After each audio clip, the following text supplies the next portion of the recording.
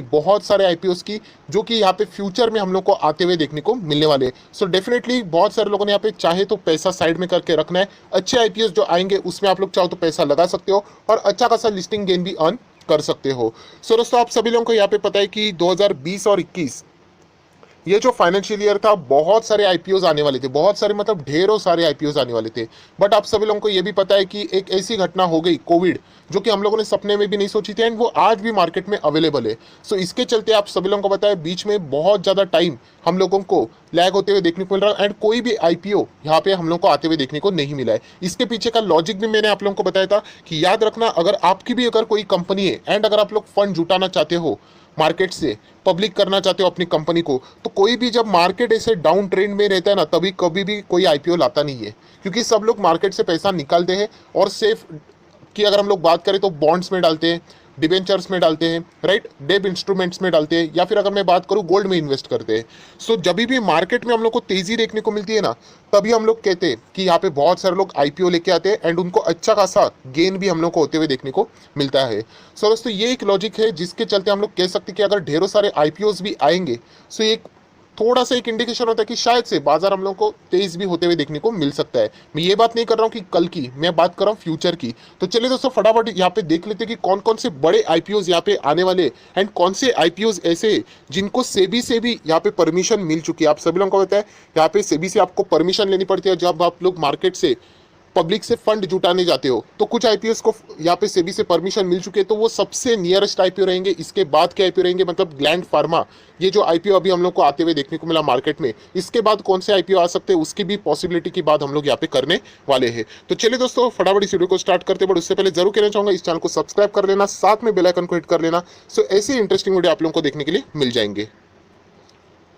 दोस्तों यहाँ पे जैसे मैंने आप लोगों को बताया कि कुछ डेटा है जो कि सेबी के ओर से लिया गया है, मतलब सेबी के पास जो भी आप लोग अगर आईपीओ निकालने जाते हो तो उनके पास से परमिशन लेनी पड़ती है।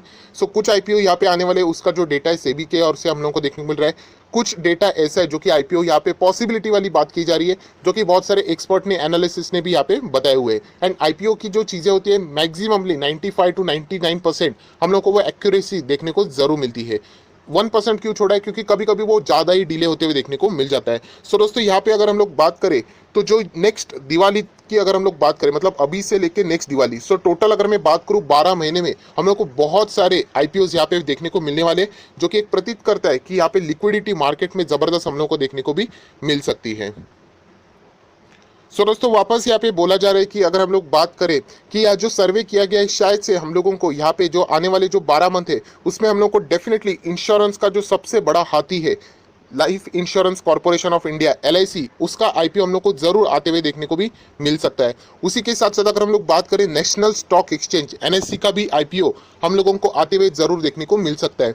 इसके बारे में मैं ऑलरेडी आप लोगों को एक नॉलेज यहाँ पे दे चुका था कि याद रखना NSE, अभी NSE आप सभी लोगों को पता है ये क्या है, एक प्लेटफॉर्म है, राइट। तो आप सभी लोगों को पता है मार्केट में क्या होता है, BSE होता है, NSE होता है, राइट।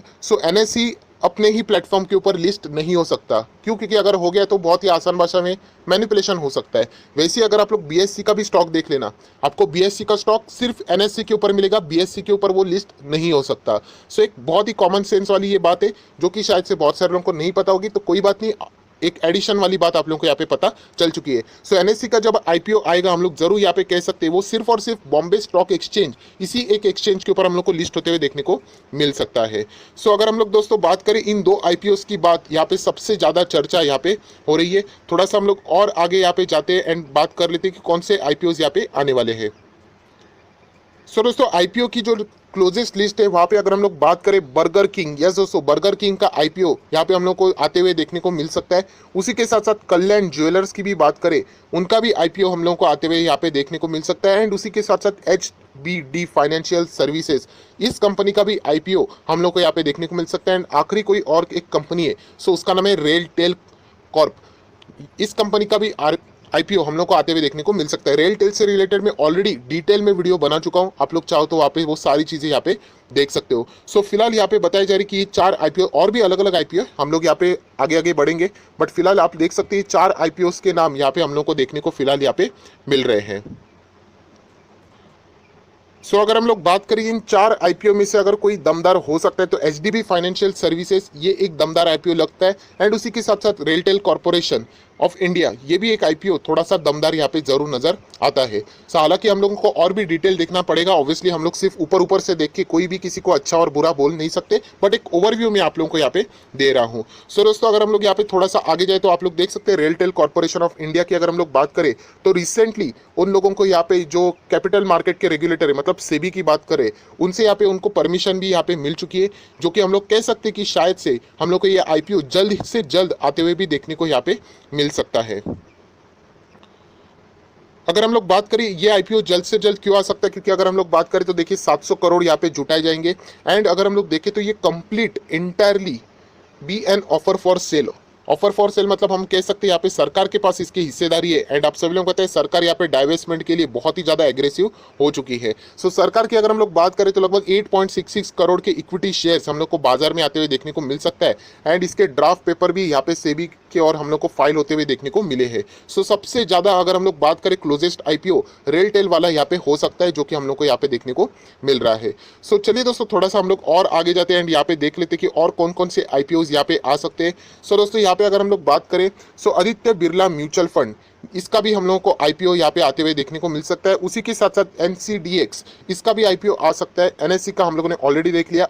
आईआरएफसी इसका भी आईपीओ हम लोग को यहाँ पे देखने को मिल सकता है, एंड जोमेटो। सो दोस्तों ये भी आईपीओ हम लोग को आते हुए हम लोग को यहाँ पे शायद से देखने को मिल सकते हैं। मैं वापस कह रहा हूँ ये कोई प्रॉमिसिंग वाली बात नहीं है, कभी कभी चीज़ें चेंज होती है। यहाँ पे जो आपने अपने खुद यहाँ पे अनुभव लिया होगा कि कैसे कोविड ने एंट्री ली, वैसे ऐसी कुछ अनअवॉइडेबल सर्कमस्टेंसेस हो जाते हैं जिसके ऊपर हमारा कोई कंट्रोल नहीं, तो कभी कभी ये प्लान हम लोग को डिले होते देखने को मिल जाते हैं, बट वो प्लान कैंसिल नहीं हो जाते, इतना भी मैं आप लोगों को यहाँ पे बता सकता हूँ। सो आप लोग वापस देख सकते हैं Aditya Birla mutual fund, Zomato, IRFC, NSC, RailTel, Kalyan jeweller, NCDEX, so इनका नाम भी यहाँ पे सामने आ रहा है। सो दोस्तों उसी के साथ साथ अगर हम लोग थोड़ा सा और आगे जाए तो यहाँ पे हम लोग देख सकते हैं कि और कौन कौन से आईपीओ यहाँ पे आ सकते हैं, तो वो आप लोगों को यहाँ पे समझ में आ जाएंगे।